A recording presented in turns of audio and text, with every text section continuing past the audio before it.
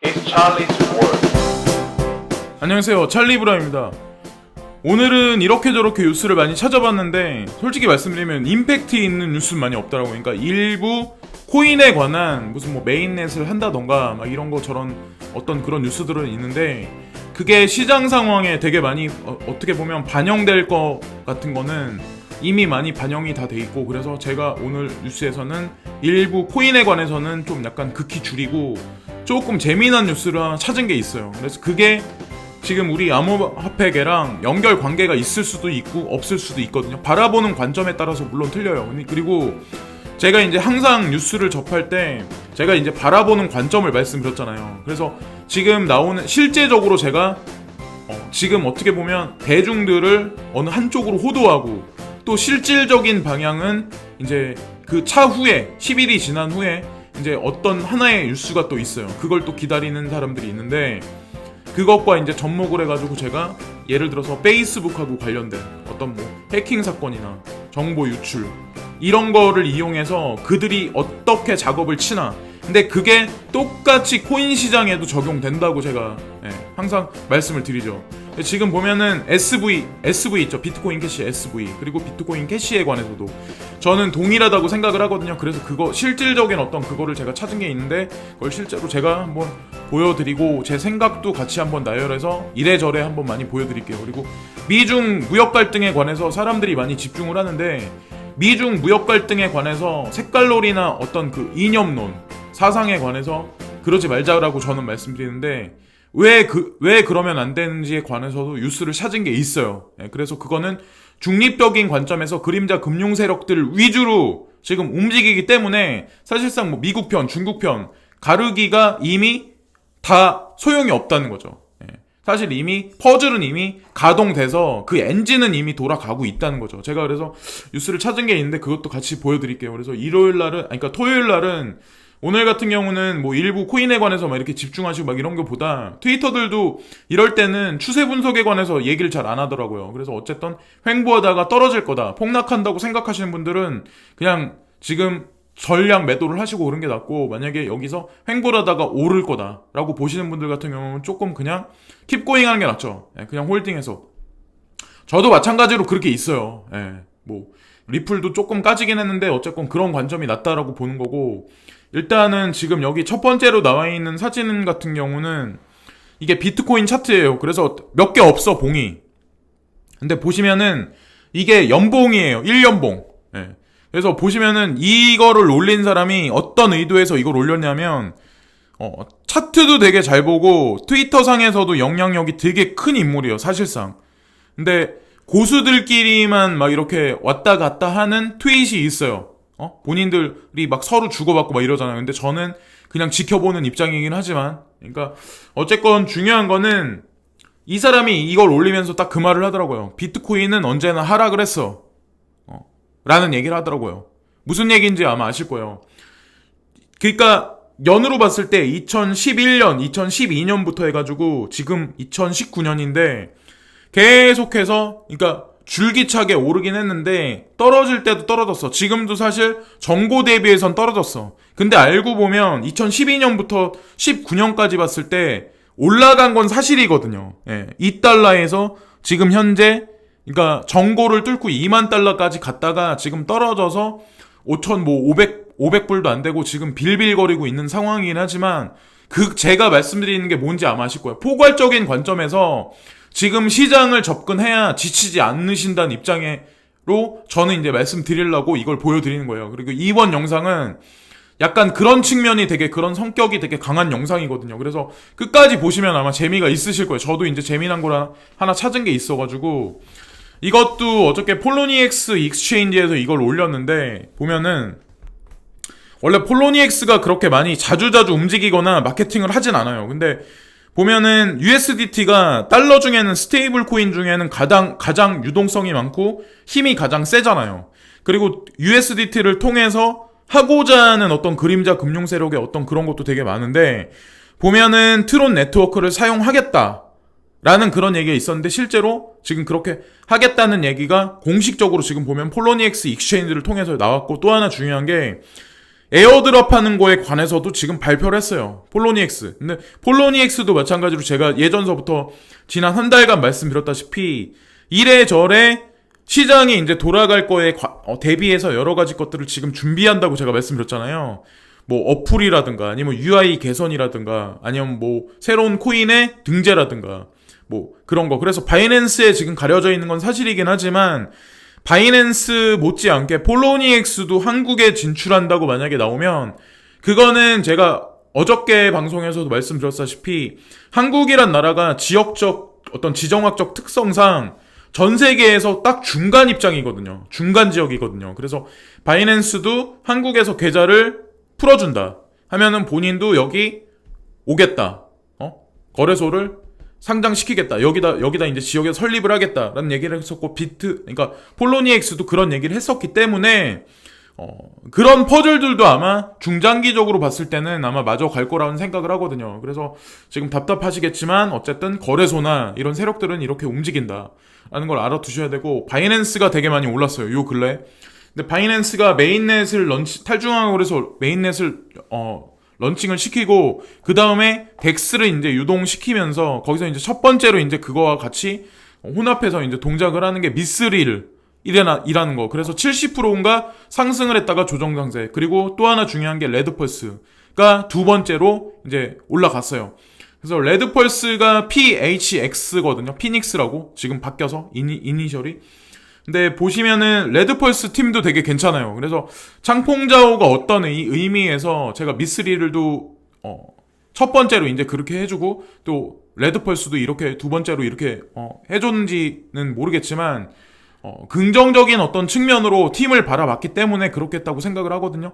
그래서 저도 약간 양을 가지고 있고 레드펄스 같은 경우는 그래서 어떤 중장기적으로 이제 바라보는 관점의 코인이고, 그래서 한번 또 말씀드린 거고, 이거는 무슨 뭐 분홍색의 뭐 핑크하게 이런 어떤 그런 느낌인데, 해커톤에 관해서 뭐 배운다, 뭐 러닝이다 이렇게 위에 써 있는데, 여기 보시면은 방콕에서 이게 개최가 돼요. 그래서 5월 24일에서 5월 26일이에요. 2019년.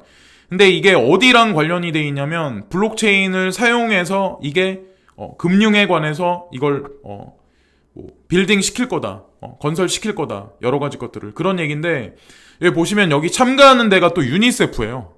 되게 웃긴 게 유니세프가 여기 또 참가한대요. 그리고 거기에 한 가지 제가 관전 포인트고 또 하나가 오미세고가 여기에 또 참가를 해요. 유일한 블록체인 업체예요. 여기에 참가하는 업체 중에. 그 관계를 가만히 보자는 거죠, 저는. 그래서 뭐 국제 자선 뭐 무슨 뭐 어린이 뭐 돕기 무슨 자선 단체 뭐 금융으로 따지면 사실 어떻게 보면은 엄청나게 인지도가 없는 건 사실이지만, 국제 기구라는 거, 그리고 금융하고 접목돼 있는 거, 그리고 오미세고가 왜 거기 참가하냐 라는 거에 사실 여러 가지 그런 거를 붙여야 된다는 거죠. 그래서 어쨌건 지금 보시면 오미세고도 열심히 뭔가 하고 있는 거고, 이거는 제가 이제 그림자 금융 세력이란 그런 사람들, 이 코인계에도 있는 그 세력들이 보면은 SBI도 보면은 이런 얘기를 갑자기 코인텔레그래프에서 이런 얘기를 했어요. SBI에서 이건 발표를 한 건데, SBI 홀딩스에서 발표를 한 건데, 비트코인 캐시를 제거하겠다.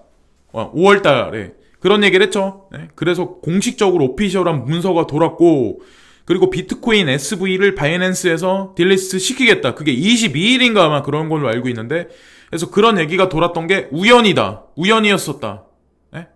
라고 그런 얘기를 SBI 홀딩스에서 누가 묻지도 않았는데 이거를 괜히 했어요. 도둑이 재발 저린다고. 보시면은 되게 웃기지 않으세요? 이거 제가 그때도 말씀드렸지만 웃기다고 제가 말씀드렸잖아요. 그래서 차후에 22일 이후에 비트코인 캐시가 됐든 SV가 됐든 어떤 일이 발생할지는 저는 모르겠어요. 근데 중장기적으로 사라지지 않을 코인이라고 저는 생각한다고 말씀드렸잖아요. 근데 우리가 흔하게 지금 딱 느꼈을 때는 대형 거래소에서 예를 들어서 딜리스트 시키면 시장 파급력이 되게 크거든요. 근데 5월 달에 SV는 해커톤을 한 달 동안 개최를 한다고 제가 말씀드렸죠. 그리고 보면은 비트코인 캐시도 25일인가 합포를 한다고 제가 말씀드렸죠. 그러니까 그거를 잘 이렇게 믹스처 해가지고 결론을 각자 도출을 하셔서 마음의 결정들을 하시면 될 거예요. 근데 내가 너무 불안해.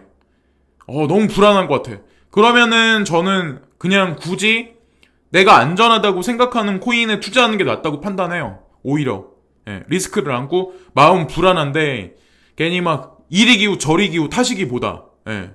그러니까 신념이나 어떤 그거에 관한 자기만이 가지고 있는 그게 없으면 결국엔 그렇게 될 수밖에 없거든요. 근데 이거는 한국거래소의 빗썸이라는 그 거래소에서 이제 확장을 할 거다. 확장을 하는데 그게 이제 확장의 계획이 있는데 미국하고 일본에다가 마켓을 설치를 할 거다. 라는 얘기를 하는 거예요. 그래서 빗썸도 말도 많고 탈도 많아. 근데 또 사라지진 않아. 웃긴 게. 그죠?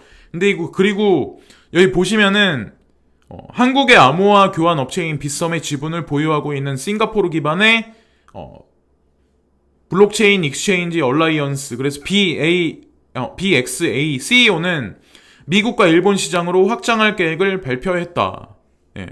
한국에서도 뭐 적자다 어쩌고저쩌고 말하는 데가 왜 갑자기 미국과 일본에 진출한다? 그리고 또 중요한 게 미국에다가는 역외 상장을 해서 보시면은 BXA의 전략은 이미 나스닥이나 뉴욕 증권거래소에 상장된 상장 기업을 인수함으로써 소위 역합병 방식을 추구하는 것이라고 말했다. 빗썸이 지금 나스닥에 상장하려고 준비한대요. 그리고 또 하나 제가 여기다 덧붙여서 제가 말씀드리고 싶은 게 뭐냐면 비트메인이 홍콩에 상장하겠다고 했던 게 사실 불발됐죠. 여러 가지 이유에서. 근데 저는 중장기로 봤을 때는 거기도 마찬가지로 나스닥에 상장할 걸 준비할 거라고 생각한다고 제가 말씀드렸죠. 그래서 이것도 제 개인적인 내피셜이긴 하지만 제가 아는 한도 내에서 뉴스를 찾아보고 그러니까 퍼즐을 맞춰본 결과는 거의 동일한 선상에 있는 그런 게 되게 많아요. 의구심이 증폭되는 게 되게 많은 게 사실은 빗썸이고 비트메인이에요. 그리고 소프트뱅크고. 그래서 아니라고 말씀하신 분도 있고 링크를 걸어달라고 말씀하신 분인데 하도 많은 게 있기 때문에 저도 이제 찾기가 되게 쉽지가 않더라고요. 그리고 사라지는 것도 되게 많아요.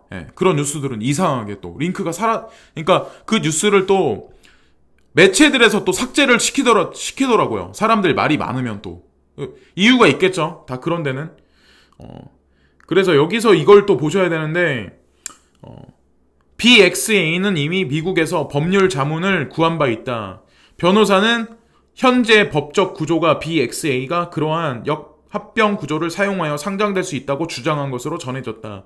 그래서 세게다가 넣고 이제 기다리는 지금 와중인데 이제 김병건 회장님이 자금이 없다, 모자라다. 그래서 9월로 연기한다. 2019년 9월까지 그런 얘기가 있었는데 빗썸 운영사 일본서 2억 달러를 투자받았다. 이게 16일날 나온 뉴스예요. 그래서 16일날 나온 뉴스인데 여기서 보시면은 일본의 ST 블록체인 펀드로부터 2억 달러, 하나 약 2,200억 원을 투자받았다고 밝혔다. 이는 빗썸 인수 대금에 활용될 계획이다. 그래서 제가 ST 블록체인 펀드를 찾아봤어요. 영문으로 바꿔서. 근데 구글링을 해봐도 없어. 커리어도 없고 히스토리도 없어요. 연관된 아무것도 없어요. 그럼 이거는 ST 블록체인 펀드는 도대체 뭘까요? 정체가 뭘까요? 그게 왜 일본에서 왔을까요?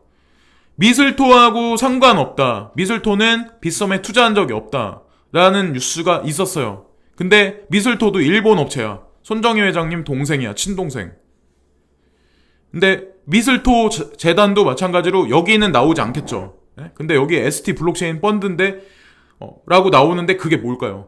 이들이 추구하는 건 결국에는 역외 우회 상장이라고 이제 그러니까 증권형 토큰 거래소에 관해서 승인받기 위해서 미국에다 승인 신청을 냈죠.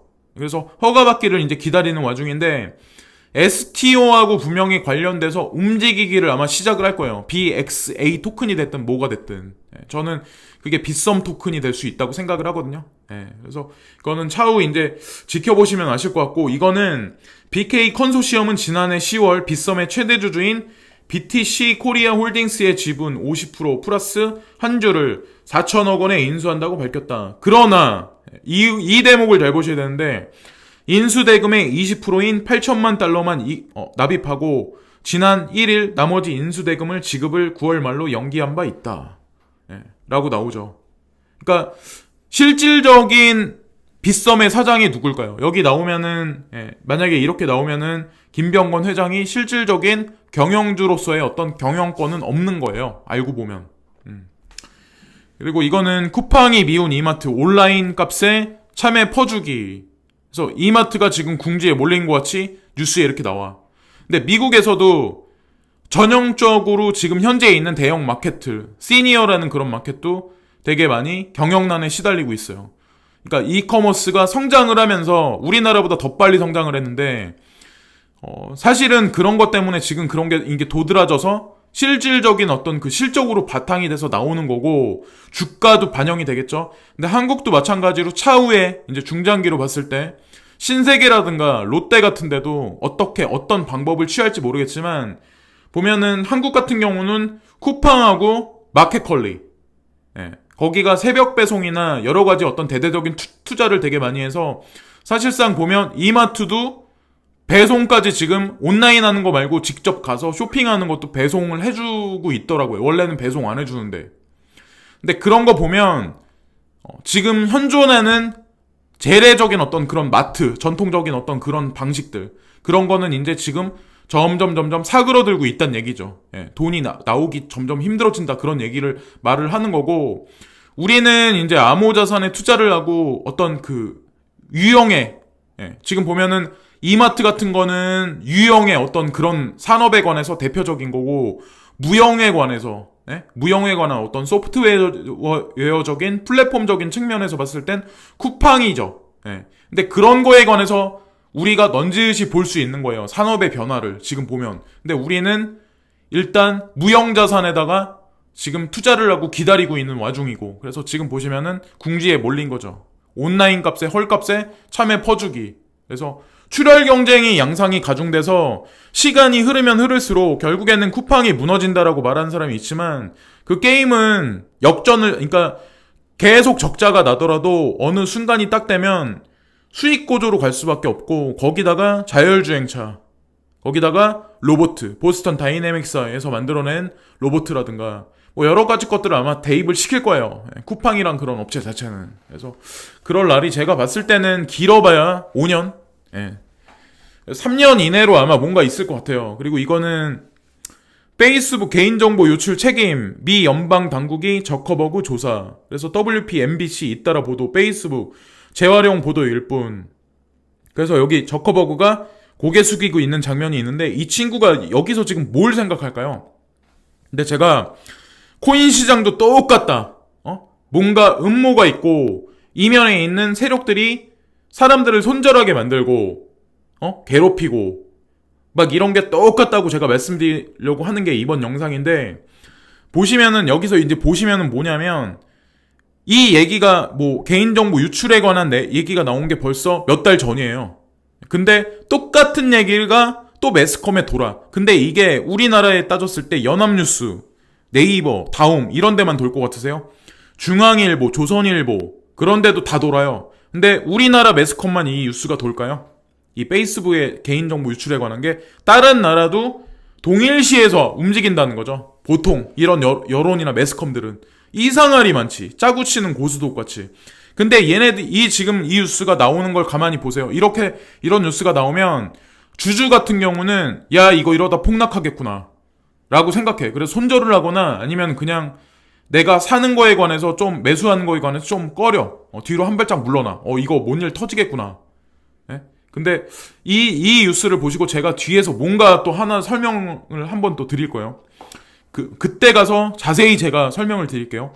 이거는 강원도 동에서 규모가 4.3 지진, 대전도 진동, 바닥 흔들려 제보 쏟아져. 그래서 제가 어저께 이제 대만 지진 났다. 근데 분명히 그게 한국에도 여파가 있을 거다라는 말씀을 드렸고, 실질적으로 한국에 무슨 뭐 어디 건물이 무너졌다 이런 얘기는 없어요. 근데 제가 그런 얘기를 노파심에서 미리 말씀을 드리는 이유는 뭐냐면, 지금 이런 추세가 전 세계적인 불의 고리가 계속해서 움직이고, 이런 추세가 이러다가 말 일은 아니라는 거죠. 그러니까 시간이 흘러서 2019년, 2020년, 2025년, 2030년까지 바라보면 이 지진의 빈도는 더 많이 강해지고 이 진도 크기는 점점 더 강화될 수밖에 없어요. 그리고 제가 한반도 같은 경우는 남동쪽, 울산이나 부산이나 이쪽, 경주, 포항 이쪽에 한국에서는 가장 큰 지진대가 많이 몰려있다 말씀드렸잖아요.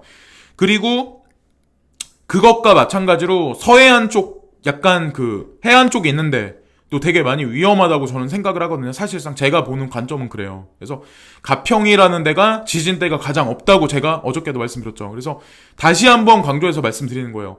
이런 게 만약에 이런 지진이 분명히 무슨 여파가 분명히 오면 우리가 생각하는 투자의 관점으로 접근하는 부동산이라는 어떤 그 고층 건물, 그러니까 대다수의 사람들이 진짜 돈이 많으면 무슨 뭐 단독주택 같은 거, 그런 괜찮은 거 살려면은 되게 비싸거든요, 사실은.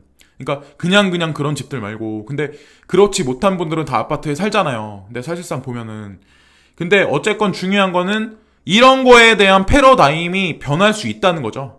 예. 그러니까 제가 보는 관점은 그래요. 예. 그러니까 뭐 꼭 뭐 지진이 곧바로 난다 이런 걸 말씀드리는 게 아니에요. 그러니까 안정성이나 전체적인 측면을 봤을 때 제가 이제 강조해서 말씀드리는 거고, 이거는 후임자 못 구했는데 권리금 포기한 채 쫓겨나는 임차인. 예.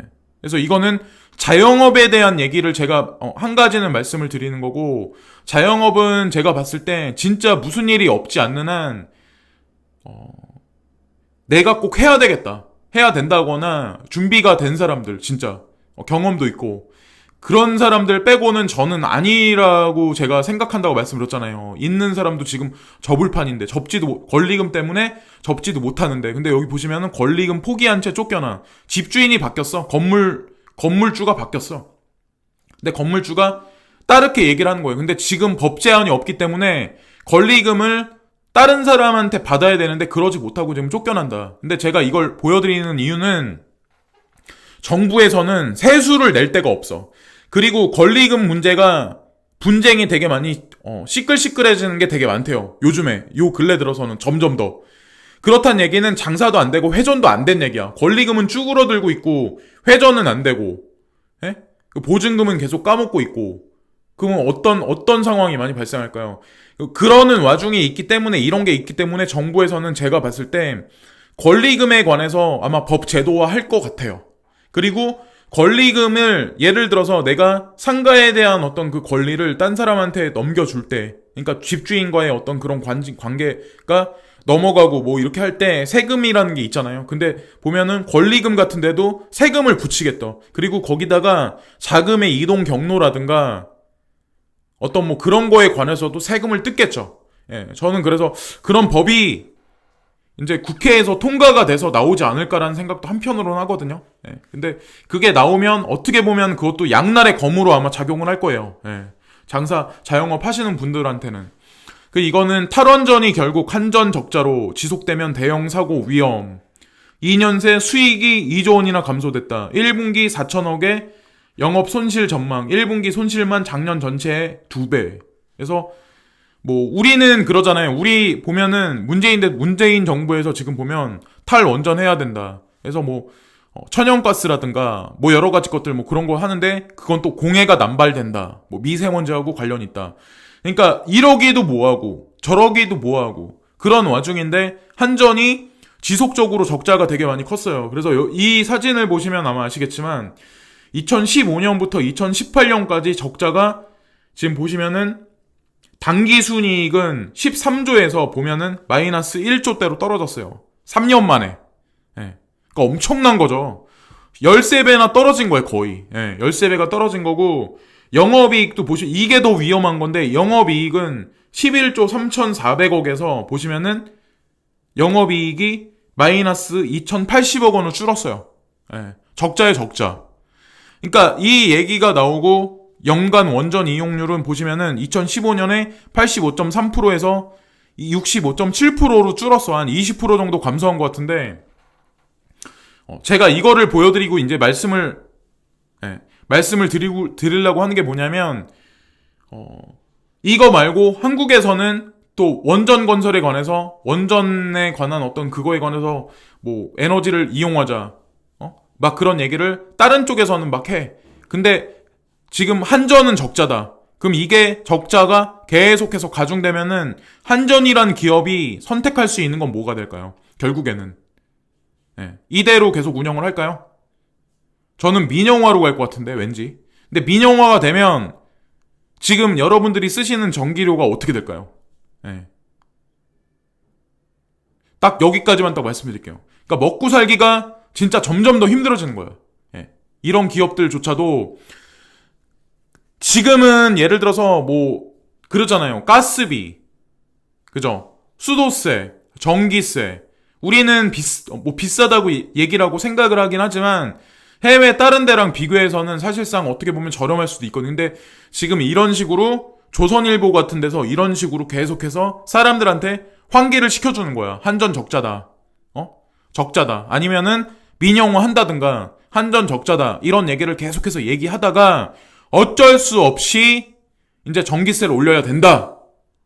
라고 하는 얘기를 하겠죠. 갑자기 하는 게 아니라. 예. 그래서 그런 식으로 가지 않을까. 예, 몇 가지 사항이 있는데 어쨌든 대중들은 지금보다 더 살기 어렵다. 예. 그게 뭐가 됐든 세금도 마찬가지. 다 오른다. 그리고 이거는 경제어리 40대 고용참사 저항여층 판매직이 직격탄이다. 예.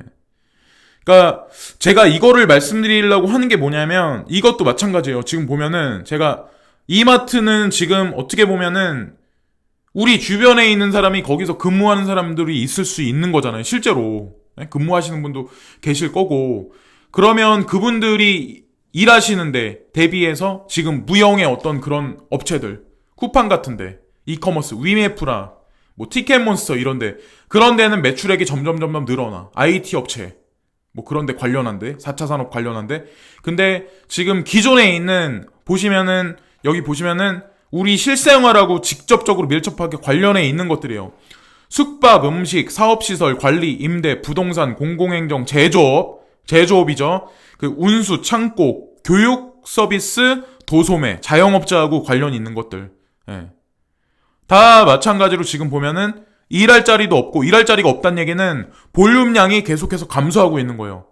근데 유독 증가한 거는 정보통신 3.1%, 보건 및 복지 서비스 2.2%, 건설이 1.2%. 예. 그래서 건설업이 좋다. 이런 걸 제가 말씀드린 건 아니고 눈에 띄는 게 뭐냐면 정보통신이라는 거죠. 예. 그래서 일할 사람은 일할 자리가 찾기가 점점 더 힘들어지고 지금 우리가 실생활에서 자영업을 하시는 분들, 제조업에 연결돼서 내가 운전을 하시고 아니면 뭐 제조업을 하시는데 거기서 일하시는 분들, 사무를 보시는 분들 그런 분들도 다 일자리가 결국에는 다 축소하고 다 그렇게 될 수밖에 없다는 거죠. 그러니까 이런 통계를 보고 뭐 일자리가 없다라고 제가 여기 40대라고 나와 있는 거는 어떻게 보면 40대가 가장 중요하잖아요. 그러니까 경제가 지금 흔들리고 있는 거예요. 우리 지금 서민들 경제가 이거는 한국하고 유럽의 연결이 철의 실크로드 마침표 찍을 꿈 키워간다. 이게 4월 20일 날 오전에 4시 5분에 나왔어요. 서울서 막 내린 OSJD 사장단 회의. 그래서 이게 보시면은 여기에서는 분명히 제가 다시 한번 강조해서 말씀드리지만 뭐 중국의 1대1로다. 뭐 아니면 뭐 미국이 미중 무역 갈등이다. 이런 얘기는 없잖아요. 그죠? 근데 한국하고 유럽 연결 철의 실크로드다. 이런 회의가 펼쳐졌어요. 실제로. 생뚱맞게 그러니까 되지도 않을 것 같다. 이 사람들이 만났을 것 같으세요? 한국과 러시아, 중국 등 20개국의 철도 운영사 대표들이 지난 11일 서울 중구 롯데호텔에서 열린 제34차 OSJD 사장단 회의 참석해 논의를 하고 있다. 그러니까 철도업계의 유엔총회로 불리는 이번 회의. 유라시아 대륙에 이제 관련이 있는 거죠. 이거 같은 경우는. 그래서 이들은 한국에서부터 북한, 중국, 러시아를 거쳐 유럽까지 실선으로 연결된 유라시아 대륙철도 연결망 그림에 각별한 관심을 보였다. 한국철도공사, 코레일 관계자는 회의 참석자들은 대륙철도망이 한국까지 이어져 유라시아가 유기적으로 연결되는 날을 고대한다고 입을 모았다고 전했다. 그래서 OSJD 사장단 회의가 개최가 됐다. 이들이 이번에 만나서 무슨 얘기를 했을까요? 여러분. 자, 그래서 뭐 통일이 된다 안 된다. 중국의 1대1로가 된다 안 된다. 미국에서 막을 거다. 이런 얘기가 되게 많아. 실제로. 근데 보면은 미중 무역 갈등이 어떻게 됐든 그거는 이미 결론은 짜 맞춰서서 퍼즐이 이미 나와 있는 상태고 제가 보는 프레임에선 일단 그렇고 보면은 유라시아 대륙철도 노선도라고 나와서 우리 보면은 목포, 부산, 서울에서 출발을 해서 이게 지금 보시면은 뭐 중국을 거친다거나 아니면은 러시아를 거쳐서 이게 유럽의 대륙을 횡단해요. 예? 뭐 테헤란이라든가 앙카라, 모스크바를 거쳐서 보시면은 파리, 마드리드, 리스본, 바르샤바, 헬싱키 이쪽까지 쭉 갈 수 있어요. 이걸 만들어내는 게 중국의 어떻게 보면 중국만이 가지고 있는 단일적인 어떤 그런 힘으로 이게 다 구체적으로 계획이 될까요? 이번에 김정은이가 이제 러시아를 방문해서 푸틴을 만났잖아요. 그래서 그것도 다 사실은 연결고리가 다 있는 거거든요. 그거를 트럼프 대통령이 모를까요? 예, 다 이미 알고 계시죠. 예. 그러니까 그런 거를 종합적으로 다 우리는 봐야 된다는 거죠. 객관적인 입장에서 봐야 된다는 얘기죠. 그래서 그러나 이것도 잘 보셔야 돼요. 그러나 북한 대표단은 끝내 나타나지 않았다. 평화라는 구호는 절반의 성과에 그쳤다. 예. 여기 나와 있어. 근데 이 회의가 나온 거는 결국에는 이 철도는 북한을 거쳐가. 예? 근데 지금 북한에서는 뭐 사실 그래요. 뉴스에 나오는 거는 또 남북 회담이 뭐 된다 안 된다. 북미 회담이 된다 안 된다. 이런 얘기가 되게 많아. 그리고 뭐 북에서 무슨 뭐 미사일을 다시 만든다. 근데 알고 보면 다 쇼라는 거죠. 예. 이 사람들이 이렇게 뭐 국제 철도 회의를 해가지고 이런 회의를 만들어내고 지금 하고 있는데 예. 어떻게 될까요? 그래서 이거 보시면은 다만 이번 회의에서 OSJD가 남북철도 연결을 위해 물심양면으로 지원하겠다는 확답을 얻어냈다. 쇼드다 의장은 한국에서 유럽까지 화물을 운송할 때 바닷길을 이용하면 40일에서 45일 걸리지만 남북철도가 연결돼 대륙철도를 이용하면 14일에서 16일이면 가능하다. 한국의 우수한 제품을 빠르게 운송하면 유럽으로서 큰 이득이 될 것이라고 말했다. 라고 나오죠. 이게 결국에는 남북만의 문제는 아니라는 거죠. 중국만의 문제도 아니고. 예. 그럼 이거를 연결시켜서 굳이 여기서 이득을 취하려는 자들이 누구냐는 거죠. 예. 그걸 아셔야 된다는 거죠. 예. 그러니까 선방 G7, 예. 선진 G7에 있는 그런 국가들에서 이득이 더 이상 뽑아먹을 게 없으니까 결국에는 동아시아 위주의 어떤 흐름, 경제적인 흐름을 이쪽으로 이동을 시켜놓고 있는 거예요. 이 철도는 그것의 일환이고 혈관을 지금 깔아놓는 작업을 하는 거예요. 그러면 한국에서 지금 파리로 열차를 타고 가. 중간중간 서. 그러면서 숙박시설도 이용을 해. 관광도 해. 사람들이. 비행기 타고 가는 거하고 또 다른 관광산업이 되고 물자도 더 많이 효율적으로 더 많은 게 아마 이동이 될 거예요. 사람도 더 많이 이동을 하고.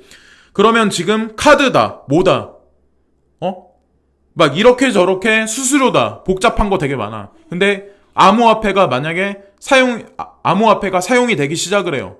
체크카드에 붙여져서 이용을 하든 아니면 비자카드하고 연동이 돼서 그렇게 하든. 근데 결국엔 카드가 사라지고 스마트폰으로 움직이고 웨어러블 기기를 이용해서 바코드로 그게 인식이 되는 시점이 머지 않았을 텐데 그렇게 되면 파리에 있는 사람이 한국에 와서 뭐 숙박시설 이용할 때 지금 보면은 뭐 프랑스 돈을 사용해서 뭐 하겠어요? 아니면 뭐 지금 뭐 여러 가지 측면이 있을 거 아니에요. 예. 그러니까 여러 가지 어떤 거시적인 어떤 그런 걸 보고 암호화폐를 결국엔 제도권 수용으로서 좀 더 효율적으로 이용하는데 하나의 일환이 되는 것도 사실은 이 그림자 금융 세력들이 이런 그림을 그려 나간다고 저는 보는 거죠. 예. 저는 제가 항상 말씀드리는 거는 억지라고 저는 생각 안 해요. 예, 제가 계속해서 이제 말씀드리지만 이거는 지진 해일이 삼면 바다인 한국 언제든 발생할 수 있어. 그래서 우리는 보통 여기 보시면은 19일 오전 동해에서 규모 4.3의 지진이 발생했다는 소식이 긴급히 전해지자 지진 해일로 번질 가능성에 대한 우려가 적지 않았다 라고 나와요. 근데 아직까지 한국에 그렇게 거대한 쓰나미가 일본만큼 닥친 적은 없어요. 근데 제가 조심하자는 의미에서 제가 말씀드리는 거예요. 보통은 우리 일반적인 생각이 뭐냐면 해안가에 있는데 그런 집들, 저택들, 그런 건물들, 그런 것들이 유난히 더 비싸요. 근데 오히려 더 앞으로는 조심해야 되는 게 뭐냐면 고지대 같은 데 있죠. 그런데 더 사는 게 낫다는 의미가 지금 당장은 아니지만 결국에는 무슨 뭐 지진 파동이 결국에는 대서양이나 태평양이나 이런 데서 만약에 있거나 일본이나 아니 동해안 같은데 그런 데서 만약에 뭔가 파동이 있잖아요. 그러면 결국에는 서해안 쪽에 있는데 그쪽도 쓰나미 피해를 입을 수 있는 확률이 만에 하나라도 있다는 거죠. 그래서 저한테 이제 그러실 분이 있어. 야, 말도 안 돼. 근데 말도 안 되는 일이 생기는 게 다가오는 미래라는 거죠. 사실은 여러 가지 것들이. 저라면은 바닷가에 있는 데는 안 살겠어요. 그러니까 좀 중장기적으로 어떻게 생각을 해서 그래서 제가 가평 같은 데가 괜찮지 않을까. 그래서 조사를 많이 해보시고 나중에 돈이 많이 생기시면 거기 집 같은 걸 지셔가지고 그냥 조용히 사시는 것도 나쁘지 않다고 판단해요. 저는 개인적으로 생각해서.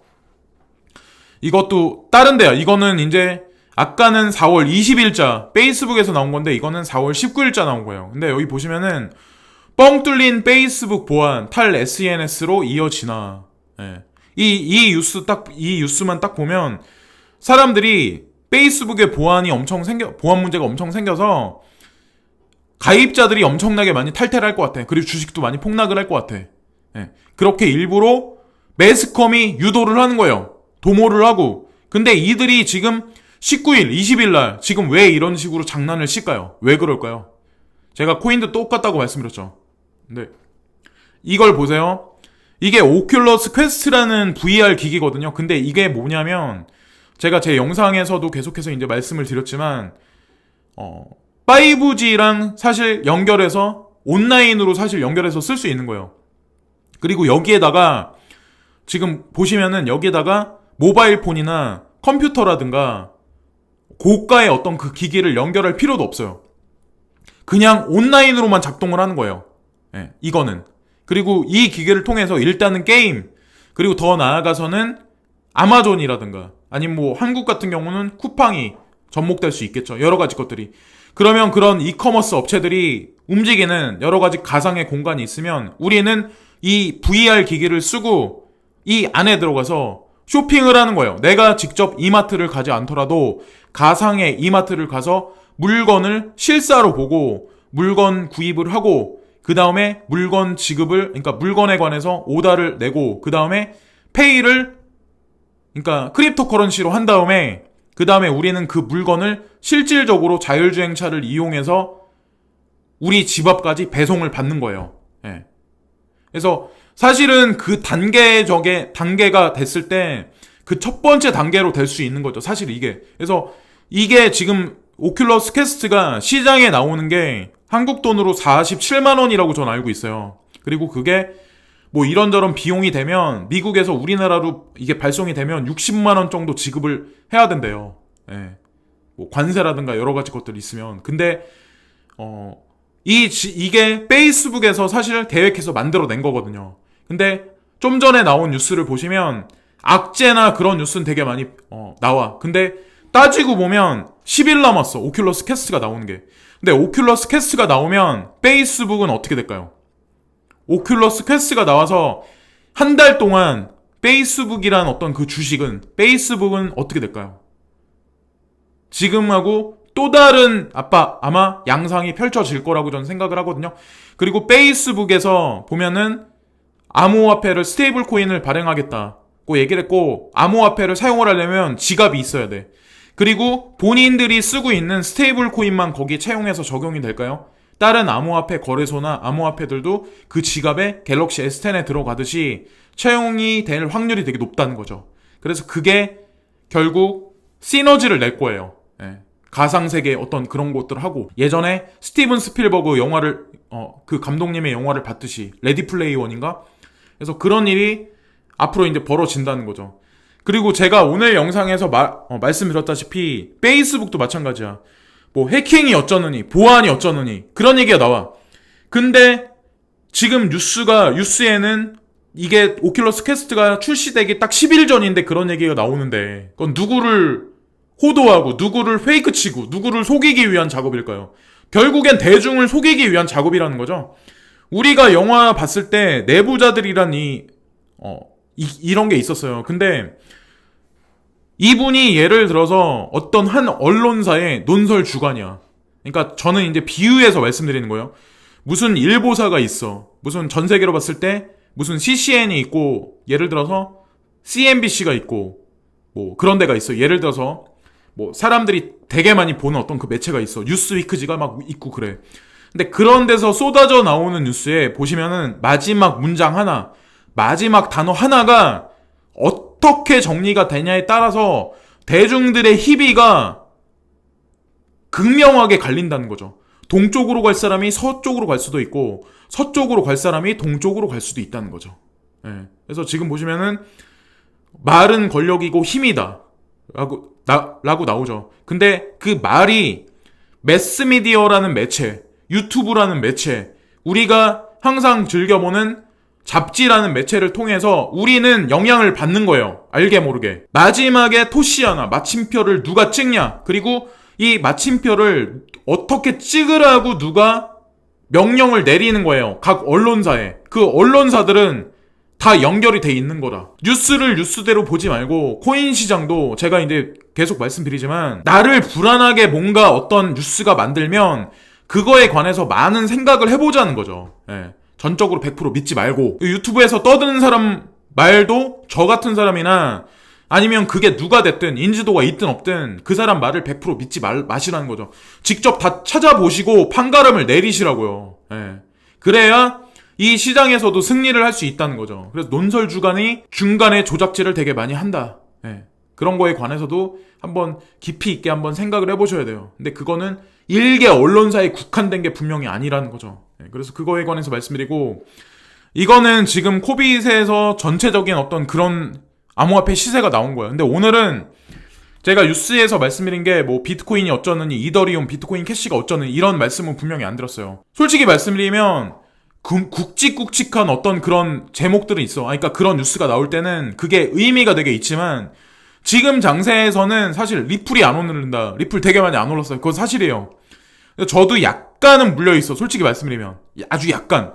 근데 저는 그거 신경 안 써요. 여기서 10% 20% 까져도 솔직히 눈 하나 깜짝 안 해요. 예.